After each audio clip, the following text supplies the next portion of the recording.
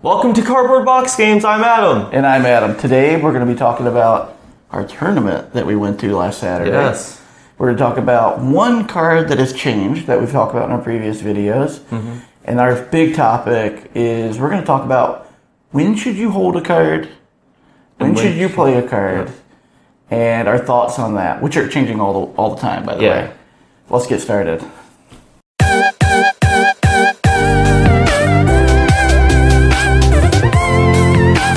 So to kick it off, Fantasy Flight Games had a live stream yesterday, and they revealed a ton of new cards. They did. And one of our things was like, maybe we just do a video on that instead of this video. Yeah. But we decided we're going to do this video because we're super excited about it. Mm-hmm. And over the weekend, we're going to crank out another video reviewing all the cards that have been revealed. Yes. Sound good? Yep. Okay, but I did want to talk about one card. And this wasn't in the last live stream, but it was in their cast that they do. And they, remember, the card Drummernaut was that big giant in Brobnar that when you play it, fight with it or reap with it, you return a friendly giant to your hand. I can't remember the exact text on it, but basically play it, fight it, reap it, you return a giant to his hand, to his owner's hand. And when that card was first revealed, they were playing it in a game, and they played it, and they let it sit on the battlefield. They let it sit on the So they just played it by itself, didn't return anything to its hand, and they admitted that that was a misplay. So when I caught that, that was actually correct. So I was right in the order that the play abilities, so that was actually a good thing. Yeah. That did throw me off, though, because I assumed that they would have been playing it the right way, which is definitely. But anyway, they're changing that card. They're changing. I doubt it's going to be reprinted this way, but that card is now going to add the you may. You may. Okay. You may return a giant to your hand. Interesting. So I actually like that a lot better. Me too. Yes. But it also still begs to the if you had a way to play it. You could return to his hand right away. Play it, return to your hand. And you could do that 6 times because of the rule of 6 in the game. Okay. And if there was a way to gain amber, such as Hunting Witch, maybe Hunting Witch is then, you literally get 6 amber for that. Because you play a creature, it goes to your hand, play a creature, return to your hand. Yeah. So it's still kind of cool, but definitely better in my opinion. I love you may abilities way more than you have to abilities. That's just my... that's just my feeling on it. Yeah, I agree. And to give you an example of this, I was cranking away a bunch of games on Crucible this week, testing out my decks, and I played a card, and I knew I wanted to dump my hand. So this goes into our main strategy, but I wanted to dump my hand, so I played it, and it had stun a creature, but I was the only one with creatures on the board, so I literally had to stun one of my own creatures. Oh. And it's just, I like that because I had to decide, do I want to discard this card, or is it more valuable to play it? In my case, I was just going to stun a 3-power creature and keep him alive. So, it's still not great because I'm penalizing myself for playing it. But I think it's better to have a 5-power creature in play than a 3-power creature. So it netted a little bit more, in my opinion. Makes sense. All right, so let's jump over to our tournament results from the weekend. I'm going to let you kick this off. How did you do in the tournament, Adam? And I guess, what did you think of your first Chainbound event? So, the first Chainbound event, it was super exciting. Very challenging. I only ended up winning one time, one of the rounds. We had 3 rounds total. It was one battle elimination, I believe. Yeah, single elimination. I only won once. The 2 games I lost. I was super close, neck and neck the whole entire game. But one of my matches, I messed up big time. The opponent had over 15 amber, I believe. And I had too much to protect in my hand. It's where you steal all but 6 of your opponent's amber. And for some reason, I did not choose Shadow. And you knew it after playing the first card. You're like, we're going to call Shadow. And then you didn't, and it was too late to go back. Exactly, yeah. And I lost, Yeah. So we brought Andrew along with us, and this is his first tournament period ever. and he 2-1'd it, and actually with tiebreakers ended up 5th place, which I was super impressed with. That's awesome. That's pretty awesome. Yeah, he ended up playing against one of the people that went 3-0 and almost beat him. He did, yeah. Which is pretty great. I also went 2-1, and the 2 games that I won were not really close at all. Which I feel a little bit bad about. But my opponent in the second round was super amazing person, like Marine, like just a fantastic guy, and his deck just was a little bit slower. I think if we had played best of 3, his deck would have been better. I think he just got a slower start, so I think I got very lucky in that game. But just an incredible guy. The third round, I actually sit down. So I'm 1-1 at that point, and I sit down, and there's a little kid there, and I was a little confused because I'm like, am I playing against you? And the kid had to be, I don't know. It's hard to say sometimes because sometimes kids are smaller than their age. Yeah. But based on how he was playing, maybe 8 years old, and the kid was awesome. Like, he was reading cards. He even caught one thing that I missed. Like, just really impressive kid. And he was 1-1 at that point in the tournament, too, because we were both playing each other. And his brother, who was little smaller than him, was sat beside me playing against one of the other nice guys there at the tournament. And it was just incredible watching these 2 young kids play KeyForge so well. But I will say, it hurt really bad using a bait and switch on him. It just felt like, oh man, I feel so bad that I'm doing this to you. But so I ended up beating him.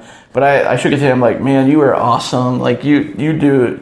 Like he's just great. Like even early on, he's like, okay, let's look at each other's Archons card. And he's reading it off, and he's like planning out what he's gonna do. Just fun, very fun. The game that I lost though, it was just a deck, no shadows in it, by the way. No shadows. Just hit the ground with so many creatures and so much stun that I literally felt like I was always behind because everything I had on the board could never do anything. Yeah. So I played a ton of these creatures, and then I'd actually be ready to come back to these, and he would just get to the point where he's stuns all my D's creatures. Wow. And then it's like, well, I need to dump 3 D's cards, but I can get no value from the cards on the table. I think if we'd have done best out of 3 in that one, I think I could have had a chance to like beat him. Yeah. But also another awesome guy. I think he ended up going 2-1 as well. So he beat me. He did, yeah. Beat someone else, and I think he lost the last round, if I remember right. I think he did, yeah. Yeah. So a lot of 2-1s, and then the final 4 we're gonna play off for our wins, like the metal keys and everything. In the chains is the final 4 people. We don't really know because it didn't even update the wins in my deck, so I feel like maybe something went wrong with the software. I thought you said earlier that you need to battle 4 rounds to get chains, and we only battled 3. That is true. Well, you can get chains for 3 for 8 or less people. Yeah, but we had more than. We had way more than 8 people. Way more, yeah. But I still think our wins and losses should have showed up in the deck, in the app. Oh, yeah. And they didn't. So I feel like, because I actually was thinking about this yesterday. I feel like they messed up uploading. I think they did, yeah. Because at least our wins and losses should have went in there. I'm a little bit sad. It would have been cool to get, if I would have got a couple chains, just to say I got some chains. And I also want to power up the deck really badly. Yeah. But yeah, that was kind of our tournament. Our next tournament is a sealed event on March 9th. Yes. I heard rumor that they may do a reversal tournament, and I thought it was going to be this weekend, but I haven't seen anything for that yet. But if there is, we will try our best to get over there and do that. Yeah. All right, so here's the big topic. And I'm going to let you start here because I've given this a lot of thought. And I want you, because I feel like everybody looks at this game differently. And I want to tell you about some scenarios that I've played where I think I've made the wrong decision. And I'm going to tell you about something that happened at work this week where I ended up losing a game that I don't think I should have lost based on the way the game state was, but I played into it incorrectly. But the question is, how long should you hold on to a card? And this is a very vague question. Yeah. Because I think context matters a lot. It does, yes. And I think depending on the game state, this determines the decision. So I've boiled it down to a few questions that I like to ask myself. And I actually did some experiments periodically in games that I played against you, and games that I played against Andrew, and games Crucible. I played against work, the games I played on Crucible, just to see which one works the best. Some of them not good at all. Just by the way, I'm going to throw that out there. But I think I have a formula in my head that works. So I'm going to ask you, because I feel like, generally speaking, I think you have a good view of the board state when we're playing with each other, and you can kind of predict what should happen to set you up to win. So what's your thought about how long you should hold on to a card? And so to me, it really does depend on the opponent, because one time I had 5 disc cards in my hand, 2 Schulers, a Chariot, and the opponent had like 2 Amber, I believe. I'm like, wow, I gained like no value out of these cards. And the board had like 4 creatures. I don't remember what house they were, but either I could reap with those, get rid of 1 card in my hand, or play a bunch of disc creatures and artifacts in my hand. that's a perfect example, by the way. Yeah, That's the hardest decision in this game. And then I looked at the opponent. He only had 2 Amber. He had like maybe 2 creatures, I believe. So less creatures than Less you, for creatures sure. than me, yeah. So I decided to play all my disc cards just to get them out. And apparently I stopped him from forging a key because he had key charge in his hand. You didn't even know that. I didn't even know that. So it worked out pretty well, me stopping him. So in this case, you decided to go with playing. You had 4 disc cards in your hand. Cards, yeah. This case, you decided to go with like playing the most cards in your hand. Yeah. How much Amber were you at?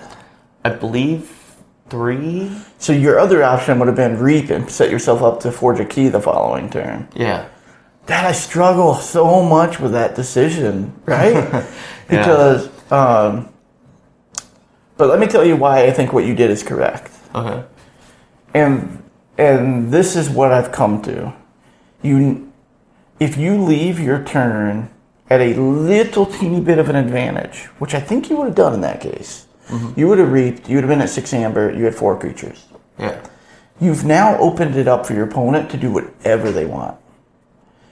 And if you only have a teeny bit of an advantage, they have a big opportunity on their turn to now take the advantage. True. This is why my mind has like shifted a lot into the approach of lean towards playing the most cards in your hand. But I do want to say there are cards that I will hold on to. Okay. Like bait and switch. Yeah. Now I know you and I have talked about this a lot. Like, should you hold on to bait and switch? And what I've thought about is like, okay, so let's say I call shadows. Okay. I have 3 shadow cards in my hand. I play 2 of them, I hold on to bait and switch. It's probably going to be 2 or 3 more turns before I call shadow again, if I follow my strategy of playing the most cards, right? Which means if I don't discard bait and switch, or if I don't play bait and switch, I'm probably getting anywhere from 1 to 3 cards less. Probably on average 2 cards less, right? Yeah. Because you would draw an extra card, and more than likely you would play that extra card again because you'd have at least 3 of a house potentially. You'd have more options there. Yeah. And I feel like on average, if you don't discard a card, that card needs to be more powerful than a combination of 2 other cards in your deck. That's the way I feel it. Yeah. And if it's not more powerful than those 2 cards, you should just discard it and play it. So a creature that's kind of mediocre but affects the board, play it, get it out.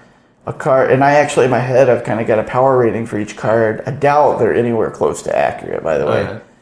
But like Too Much to Protect, Miasma, those cards are kind of like borderline for me. Where it's like, Yeah, it's really hard for me to know when to like keep them. those really are, because I feel like I actually played a game on Crucible where I kept Miasma too long. And Too Much Protect, you've played with it way more than me because your deck has 2 of them. Yeah. What do you think about Too Much to Protect? So I feel like it's really good, but you don't want to hold on to it too long. Like if you're in the lead and the opponent has like 1 amber and you have like just play it? Yeah, I would just play it. If they have 1 amber, you just play it. No, too much to protect. If they have more than 6 steal. Yeah, so if they had 5 amber. Oh, if they had 5 amber, I'm asking you, keep it. You would hang on to it. I would hang on to it. Pick a different house, probably. So what I usually do, just to mess with them, is delay them just enough for them to get 5 amber, or like make them skip their forward step and keep my too much to protect, and then the next turn they gain so much more amber, and then I play it and steal all of that. Yeah. And you just do that by playing other houses? Is that what you do in that scenario? Yeah. Or would you ever call shadows and then not play it? Sometimes when they're at 6 amber, I'd play the urchin. Just to get them down to 1? To get them down to 5, and then next turn I played too much protect and my ass won. Okay.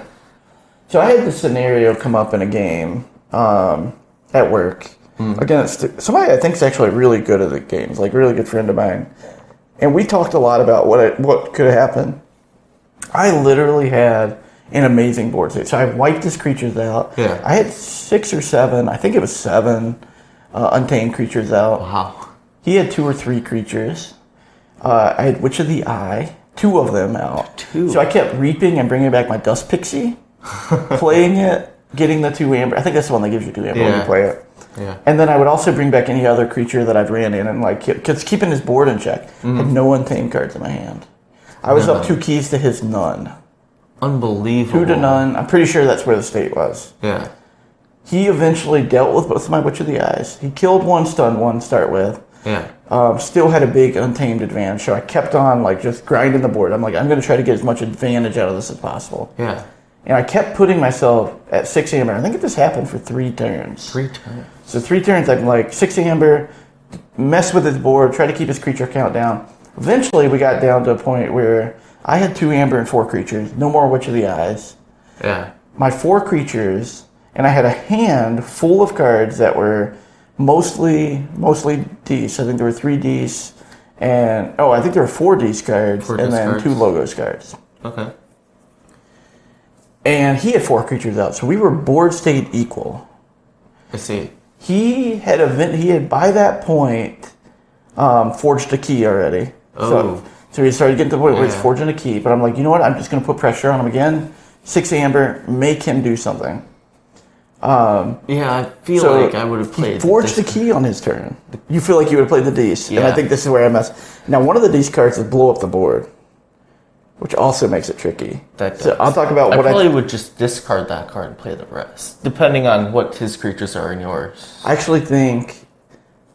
I honestly think what I should have done... Just blow everything up. Take control of the board. Play the 2 D's creatures I've got. Okay. I had 1 card, I think that would give me an amber, so that would put me at 3 amber. Yeah. He wouldn't have any creatures on the board. I'd have 2. And I think that would have put him in a state... And plus he had bait and switch in his hand, which I didn't know. Oh. But I knew he had it in his deck. Yeah. That would have put me in a state where the following turn... Because I had played so many untamed creatures, I should have, in my head, known... And so many untamed cards, period, that I had a high percentage to draw more of these creatures and or logos creatures. So I could have I'd had more options. Even though I would have had 3 chains. But anyway, he ended up forging a key, bait and switching me, so he stole 2 of my amber. So we were at 3 and 3. And then he ended up fighting me with the guy, stealing 1. He just ended up doing enough to get 9 or 10 amber on the turn that he was on. And my deck was not in a state because I hadn't cycled through cards to capture anything. Yeah. So to go from a state where I'm winning so massively, my mistake was not playing cards enough. I leaned too heavily on getting value out of my creature cards. If my 2 Witch of the Eyes had been in the game, I think I'd have kept it. Because I would have kept running my Dust Pixie and killing it. Playing it off, running another creature and killing it, bringing it back. But unfortunately, he was able to kill both my Witch of the Eyes. And so board state does matter. But to a point. To a point. Yeah. And the reason why I think now it's I should leave the board in what I think can be an advantage after my opponent does his next turn. So, or equal. So I want to leave in such an advantage on my turn that my opponent has to do a bunch to catch up to equal. And I left that board state equal. You left it equal. Because I had 4 creatures, he had 4 creatures. And actually, his creatures were probably a little bit better than mine at that point.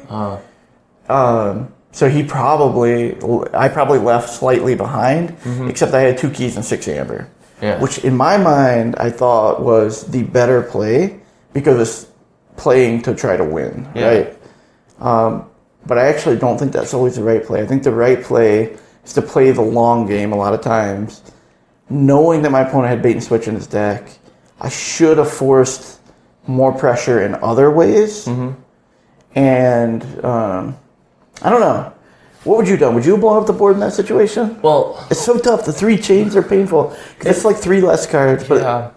I mean, if you had 2 keys and 6 amber, like you said, I probably would have just sticked with Untamed. Like I did? Like you did, yeah.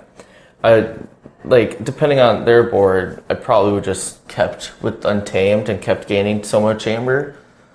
When did he use the bait and switch on you? So he already had, by the time he used the bait and switch on me, I'm trying to remember the whole state. Okay. But the bait and switch is what won him the game. So he would have had to add 2 keys at that point.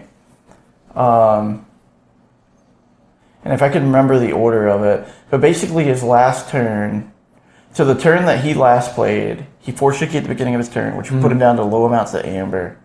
Bait and switch, stole some of my amber. Did a bunch of other things. It was stealing, because he had like a couple steal spells and a creature board that fought and stole. Basically stole a lot of my other ones and then reaped with 1 or 2 creatures. He ended up with more, like 7. I want to say it was actually closer to 9 amber at the end. So he forged a key, and then because of all this sequence of event, had another 9. But I had cards that I could have drawn that were like capture 3. Yeah. I had cards that I could have drawn that's lose an amber at the end, like Shaffles. I had Succubus, and I looked at the top 4 cards in my deck, and I also had, in that top 4 cards, if your opponent has 7 or more amber, capture all of it. Wow. So that is me not playing my deck correctly. I'm pretty sure it's a Sanctum creature. It's a disc creature. It's I can't remember its name, actually. It's a 2-power... let's actually look it up here. But it's a 2-power guy that... I want to say he's even got elusive, which I thought was kind of cool. There's a Sanctum creature like that. If really? Has 7 or more amber, you capture all of it. I forgot his name. This was in Steel, Kettle. Let me find the right deck here. I always hit Explore decks instead of my decks in this app. I don't know if you ever do that too. No, I don't. Steel Kettle of the Center. And... oh, shoot. You had Bromnar instead of this. No, I was actually playing my other deck. I was playing different deck. I was playing Scadius. Spawn a Barb Strike, I think.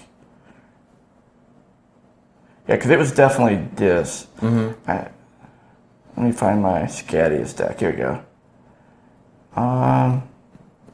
You sure that's Scadius? I actually don't know now. I think it was... oh, wait, no, not that one.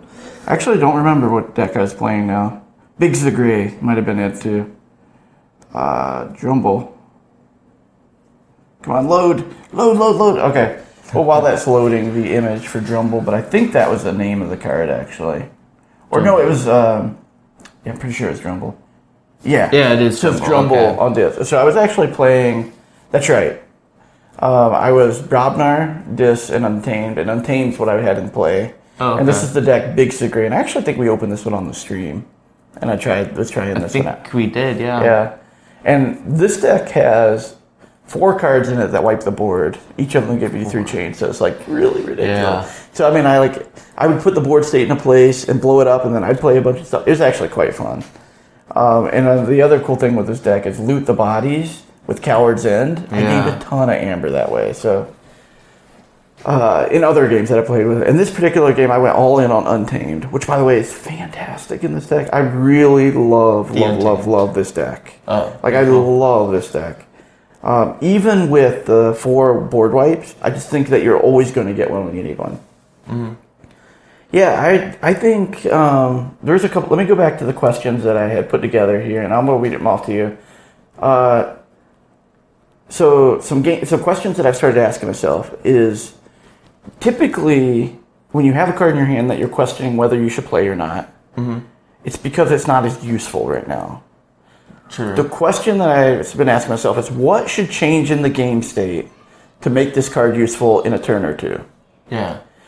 Like you're too much to protect. If they're at 1 amber and they don't look like they're going to Just get rid of it. Just get rid of it. Yeah. So I think it's important to ask that. It's like, what is going to change in the board state that makes this card better later than just getting other cards right now? Mm-hmm. Another one is, and this is where I messed up, are there cards in my deck that can help me get an even bigger advantage or come back from the situation I'm in? Like, this card in my hand might work in a certain situation, but are there cards in my deck that are more powerful or have a bigger impact? And that really is, like, Big Zagray, I hadn't played that deck very much. Mm-hmm. So once you play a deck 5 to 10 times, I think you can start knowing what cards you need. I really do think, and I think that was like the second time I had played with it. Mm-hmm. And I really wanted to try that out. So I think that is important. You should know what's in your discard pile, you should know what's purged, and you should know what's in your deck. And you should be able to do the percentages of, like, I need this card. If I draw 3 cards, I'm going to have a 12% chance to draw that. Mm-hmm. That's going to set me up to do something else in the future. I think that's important. Here's another interesting one. If you have key charge. Yeah. Early game, I discard it all the time. How about you? It depends what you have in your hand. Like, if I have, like, 2 other untamed creatures, I'd probably keep it. It depends. You play just the 2 untamed creatures if you called it, and then keep it? I mean, it really does depend what they are. If they're Dew Fairy, maybe. Yeah, how much amber you can get out of it? Yeah. Like Dust Pixie even. I almost always keep key charge. And I'm not, like, a super expert at key charge, by the way, but a couple of the decks I've been playing on Crucible have it. And I love that card, by the way. But anyway. What about Chariot? What do you do with him? Do the same thing? I do the same thing with him, yeah. Okay. But if you have 2 keys, mm-hmm. I keep that in my hand. I will keep Chariot and I will keep Key Charge in my hand, mm-hmm. because my goal is to build up enough so that I can just win the game instantly. If it's early game and it doesn't look like I'm going to be able to use it, it's gone. So anyway, like, I think timing of when you keep a card is also important. True, yeah. Like, I think later game, a card that can win you the game instantly has a high value, mm-hmm. compared to an early game. You need to get your first key, your 1 amber, key charge isn't going to do much for you for a long time, which means you're probably going to be 4 or 5 cards behind. And 4 cards, even the worst 4 cards in your deck, is not better than a key charge, in my opinion, right? Mm-hmm. I guess maybe that's debatable, but the other thing is this card just an average card? Like, is it a card that just steals 1 or captures 1, or like, is it an average card rating? Yeah. And I'd say most cards are average rating. Mm-hmm. You should never hold on to those cards. That's my feeling. It needs to be a game-changing card. Let's see what other questions. So it boils down to this algorithm in my head. Okay. That the card in your hand, and I think I've said this already, needs to be worth more than 2 any other cards in your deck. Yes, you did. Yeah. And that's the way I look at it now. So the bigger question is, when do you focus on board control versus playing cards? And I've come to the decision, and actually before I do that, what do you think? If you are if you're split in your head between playing what's on the board or playing cards in your hand, where do you lean? Oh, wow. You know what I mean? Like, say, like, you can play 3 cards from your hand, or you can get a bunch of amber and get checked. For me, it used to be just keep using my creatures, just gain a bunch, but now I feel like just playing a bunch of cards in your hand. It's better long term? It's better. But it does depend what you have in your hand in the creatures, like what value. It always matters. Yeah. I've came to the decision that, and again, this is probably going to change as I play more games. I've played a ton of games at KeyForge now, mm-hmm. and I feel like it's constantly shifting, right? And there are times that I think I've won games by really controlling the board with creatures and doing the right reaping and battling and returning to my hand. And but I do think I lean towards playing more cards now. I think if you're ever questioning, do I play these 4 cards in my hand or 3 cards in my hand, especially if the number is 3 or 4? Yeah. Or do I reap these 4 cards, especially if you're playing against decks that can steal and mess with you? I think you lean towards playing the cards. And one question. So if your whole hand is one house, and the board, you have like 8 creatures, let's say, and the opponent has like no creatures, would you then reap with all your creatures on the board? Or like... That's a great question. Especially if not, is it like your hand is all one house. Yeah. That you don't have on the board. Exactly, yes. And I'd probably look at the houses my opponent's playing. Mm-hmm. And if they're playing like Brobnar, and especially if I know that they have a board wipe, for sure, yeah, I would play the creatures. Play the creatures. And it depends on what abilities the creatures have, too. Yeah. Like if it's Witch of the Eye, 100% in Witch of the Eye, bringing creatures back, playing them, putting them in. If it's not, if it's just generic creatures that don't do anything, I would for sure kill, if they did have a creature or two, I'd for sure kill that and reap with the rest. Because it goes back to my thinking of you're leaving that turn significantly ahead on the board state. Yeah. If it was a situation where they have 4 creatures and you have 6 creatures, probably dump your hand. Probably dump my hand. Yeah. I think it has to be a significant thing, like what you said, in my mind now, to switch over to being creature focused. Makes sense. But is that right? I'd love to know what other people's strategy is for this. This is what I love so much about this game. Yeah. Is honestly, like, even when you lose, and I've lost a ton of games. Me too. Even when you lose, you're always thinking about, I think I could have done something different 2 turns ago, 3 turns ago. And I love that because it's just going to keep making us better players when we think about things like that. Yeah, I have to agree. Like, in the tournament, like I said, I picked the wrong house instead of Miasma and Too Much Protect, and that cost me the game. And now I know to be more slow, look at my cards in my hand, say the right house, play it the right house. And to be honest, I think going into that tournament, you had the stronger deck out of all of us. I think so too. I beat both of your guys' decks. In playtesting, you consistently beat both of our decks. And I definitely think your deck is the strongest one going into that tournament. Also, the SAS rating went to an 86. Yeah, SAS rating got updated, so yours went to an 86. The one I played went to 84. Yeah, I believe it. And it was actually, I think it was a little bit lower than 82. I don't remember exactly, but it's 84 now. And Andrew's deck actually went to 80-something now. 85. It was like one below mine. Yeah, which before it was like a 79. Yeah. That's what mine was also. And I played against Andrew's deck, the parent that flees from dirt, which, by the way, is amazing. I love that name. And I've said that before in other videos. And that deck is incredibly good. And he does a really good job piloting that deck. I think I'm excited about our next Archon tournament because I'm trying to find a deck that fits my playstyle. And it might be this Big the Gray deck, because I'm trying to find a deck that isn't Shadows based but has enough controlling elements, but has an amazing like creature spread, so I can get some cool combos going. Yeah. And the other thing with Biggs the Gray, let me see if this is the one. It has Key Charge in it, which I love. Yeah. And I actually, with Witch of the Eye, I was able to get my second key by having all my creatures out, reaping, pulling Key Charge back to my hand and playing it. And I had it set up again to do it for my 3rd key, but he killed it. And I was so bummed. Oh, yeah. I had this Which artifact. of the eye Key Charge is made? I'm sorry, go ahead. I had this artifact that we were playing multiplayer with, and it's where you can get a card from your discard pile if you sacrifice the artifact. It's untamed. And it's Nocturnal Seed or something. Yeah. Right? Yeah. And I had a Chariot in my deck. I was trying to get another key, because I forged my first key on Chariot, but then I just shuffled my hand and deck together, so I'm thinking I should have pulled that card in. Yeah, you definitely should have.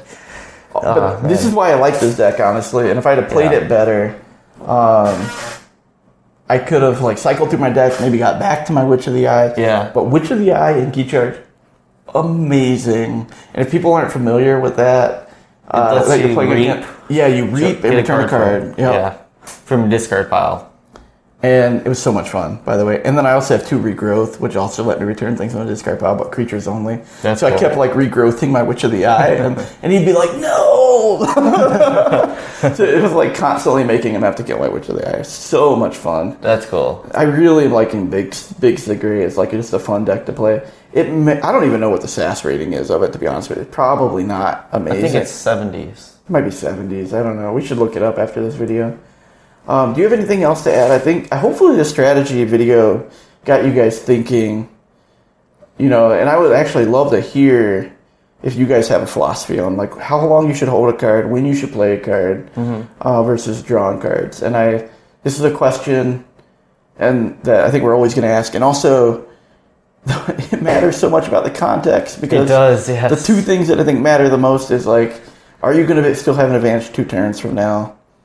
And if the card in your hand, if you call it, like you should err on the side of always getting rid of cards unless that card is more powerful than 2 average cards in your deck. Bait and switch being the example I can think of, which probably is one everyone thinks of. But I also like key charge in certain situations too. Anyway, that's it for me. Do you have anything else before? No, that's it. Keep gaming. Yeah, keep gaming, guys. Until next time. Bye.